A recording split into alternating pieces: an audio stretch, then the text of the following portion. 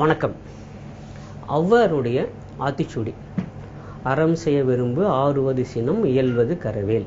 3வது வாக்கியம். இயல்வது கரவேல் ரொம்ப ஒரு அருமையான ஒரு வாசகம் சொல்லலாம். அதுவும் மிக முக்கியமாக இப்பெல்லாம் இந்த மேலாண்மை சார்ந்த பல விஷயங்கள் சொல்லப்படுகிற மேனேஜ்மெண்ட் பிரின்சிபிள்ஸ் அப்படின்னு நிறைய பேர் சொல்லுவாங்க. அப்புறம் இந்த தனி மனித உயர்வுக்கான சில விஷயங்கள்லாம் சொல்லுவாங்க, தன்னம்பிக்கை சார்ந்த விஷயங்கள்லாம் சொல்லுவாங்க. இது எல்லாத்துக்குமே, அதாவது பர்சனாலிட்டி டெவலப்மெண்ட் ரிலேட்டட் இஷ்யூஸ், இது எல்லாத்துக்குமே மிகவும் பயன் தரக்கூடிய ஒரு வாசகம்னு சொல்லலாம். நீங்கள் பாருங்களேன், 2 சொற்கள் தான் இருக்குது, இயல்வது கரவேல். இப்படிதான் இதில் நமக்கு தெரியாத ஒரு சொல் என்னென்னா இந்த கரவேல் அப்படிங்கிறதான். அதுக்கு என்ன அர்த்தம் அப்படின்னு பல பேருக்கு தெரியாமல் இருந்திருக்க வாய்ப்பு இருக்கிறது. ஏன்னா தமிழில் பல சொற்கள் நம்ம மறந்தே போயிட்டோம். அதனால அது மாதிரியான ஒரு சொல் தான் இது. கரவு அப்படி சொன்னால் வஞ்சனை அப்படின்னு அர்த்தம். வஞ்சகம், வஞ்சனை அப்படி சொல்லலாம். இயல்வது கரவேல். உங்களுக்கு என்ன இயல்பாக முடியுமோ, என்ன திறமை இருக்கிறதோ அதுக்கு வஞ்சனை செய்யாதீங்க. எவ்வளோ ஒரு அருமையான வாசனம். தயவு செய்து உங்கள் திறமைக்கு நீங்கள் வஞ்சனை செய்யாதீங்க. இது கிராம பக்கம்லாம் ரொம்ப அடிக்கடி சொல்லுவாங்க இந்த வாசனங்கள்லாம். என்ன அப்படின்னா, யாராவது கிராமத்தில் போய் நம்ம ஏதாவது குடிசில் உட்காந்து சாப்பிட்றோம் வச்சுக்கோங்க, நம்ம வேண்டிய நண்பர்கள் வீட்டில் வந்து சாப்பிட்றோம். அப்போ அவங்களுடைய நண்பருடைய அம்மா, தாத்தா, பாட்டி யாராவது வருவாங்க, பக்கத்தில் வந்து பேசிகிட்டு இருப்பாங்க, நம்ம சாப்பிட்டுட்டு இருப்போம். இயல்பாகவே நமக்கு என்ன, நகர வாழ்க்கையில் நம்ம இயந்திர வாழ்க்கைக்கு பழக்கப்பட்டதுனால அதிகமாக சாப்பிட மாட்டோம், சாப்பாட்டு அளவு குறைஞ்சிரும். அப்போ நம்ம போதும் போதும் போதும் சொல்லுவோம். அப்போ பக்கத்தில் பெரியவங்க சொல்லுவாங்க, என்ன தம்பி வயிற்றுக்கு வஞ்சனை பண்ணாதீங்க அப்படின்னு. இந்த வஞ்சனைங்கிறது அவ்வளோ சாதாரணமான ஒரு சொல், ஆனால் நம்ம இப்போ பழக்கத்தில் இல்லாமல் போயிடுச்சு இது எல்லாமே. ஆக அந்த வஞ்சனை அப்படிங்கிற அந்த பொருள் தான் இந்த கரவு அப்படிங்கிறதுக்கு.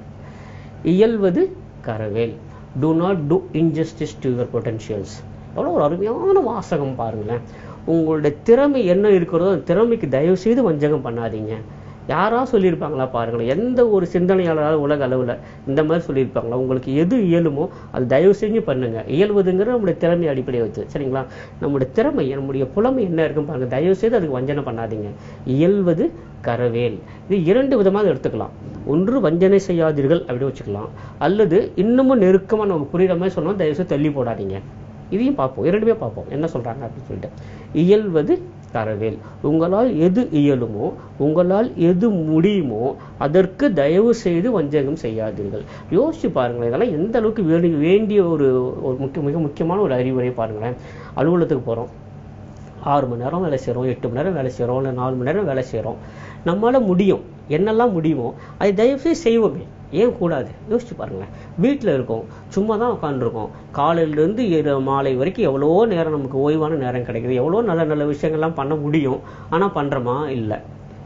எல்லா இடத்துலையும் உண்டு. ஒவ்வொரு வீட்லேயும் பாருங்கள், ஒவ்வொரு அலுவலகத்தையும் பாருங்கள், எல்லா இடத்துலையும் நடக்குது. பொது வாழ்க்கையில் இருக்கும் கூட நம்ம அதான் சொல்கிறது, உங்களால் எவ்வளவோ முடியும், ஏன் நீங்கள் பண்ணக்கூடாது?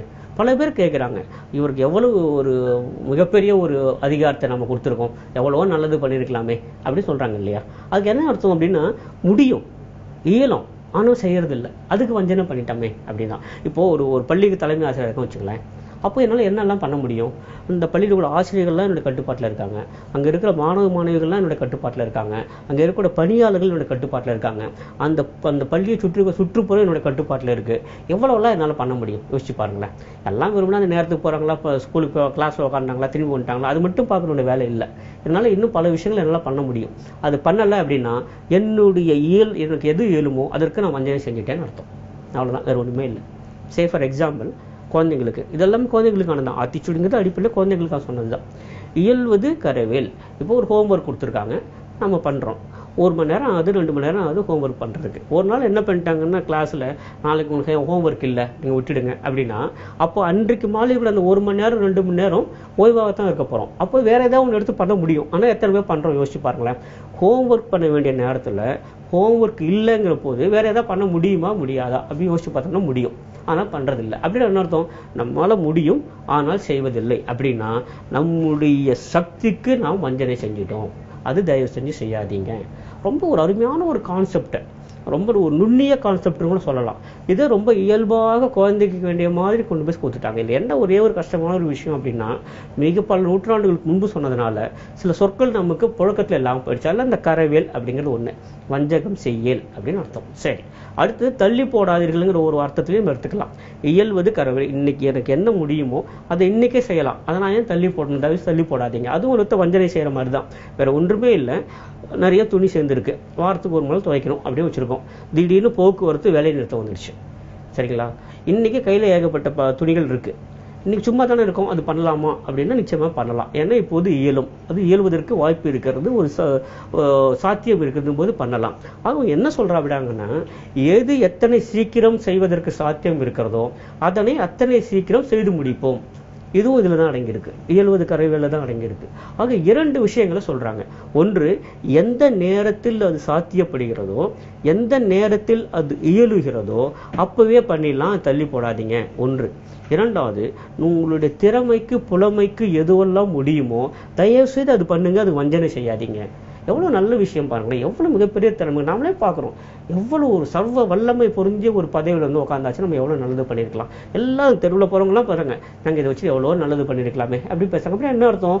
அவங்களுடைய திறமைக்கும் அவங்களுடைய அதிகாரத்துக்கும் அவங்களுடைய புலமைக்கும் ஏற்ற மாதிரி அவர் செய்யாமல் வஞ்சகம் செய்விட்டு தனக்குத்தானே வஞ்சகம் செஞ்சுக்கிட்டாங்க. அதுதான், மற்றவர்கள் வஞ்சனம் செய்யலாம் சொல்லக்கூடாது, சரிங்களா?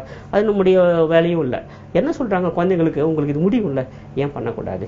இதுதான் எல்லாருக்கும் சொல்கிறது. இப்போ நீங்கள் பார்த்தீங்கன்னா கடைக்கு ஒரு பையனை அனுப்புகிறோம், 8ஆம் கிளாஸ் படிக்கிறான், 7ஆம் கிளாஸ் படிக்கிறான், 10ஆம் கிளாஸ் படிக்கிறான் வச்சுக்கலாம். உடனே அவன் வீட்டில் இருந்து ஒரு 2 வீலர் எடுத்துகிட்டு ஓடுறான். ஏன் 2 வீலர் எடுக்கணும்? அவனால் நடந்து போக முடியாதா? அவனால் ஓடி போக முடியாதா? அவனால் முடியும் தானே. ஆனால் அவனுக்கு எது முடியுமோ அதை செய்யாமல் அவனுக்கு நாமே வஞ்சகம் செய்கிறோம். 2 வீலர் கையில் சாவி கொடுத்து போயிட்டு வா அப்படின்னு சொல்கிறோம். இன்னும் சைக்கிளில் போயிட்டு கூட பரவாயில்ல, ஆரோக்கியமான விஷயம் தான். ஆனால் 2 சக்கர வாகனத்தை எடுத்து கொடுக்குறோம். ஏன் அவனால் நடந்து போக முடியாதா, ஓடி போக முடியாதா, சைக்கிளில் போக முடியாதா? அப்படியே என்ன அர்த்தம்? அவனுக்கு எது இயலுமோ அதற்கே நாம் வஞ்சகம் செய்து கொண்டிருக்கோம். தயவு செய்து வேண்டாம். முடியும், எதுவெல்லாம் முடியுமோ அதெல்லாம் மிக நிச்சயமாக செய்துதான் தீர வேண்டும். எது இயலுமோ அதை நாம் செய்தே தீர வேண்டும். இல்லை என்றால் அதற்கு நாம் வஞ்சகம் செய்கிறோம் என்று பொருள். நம்முடைய திறமைகளுக்கு நாமே வஞ்சகம் செய்யக்கூடாது. நம்முடைய திறமைகளுக்கு ஏற்ப முழுவதுமாக வெளிவருகிற அளவுக்கு நாம் செயல்பட வேண்டும். இயல்வது கரவேல். What is possible, let us do it today itself, let us not postpone it. அவ்வளோதான், வேறு ஒன்றுமே இல்லை. அதை தள்ளி போடவும் வேண்டாம். முழுமையாக நம்முடைய திறமைகளை பயன்படுத்திக் கொள்வோம். மிகச்சிறந்த மேலாண்மை சார்ந்த மிக நல்ல ஒரு தத்துவத்தை 2 சொற்களில் அடங்கியிருக்கிறார்கள். இயல்வது கரவேல். மீண்டும் சந்திப்போம். நன்றி, வணக்கம்.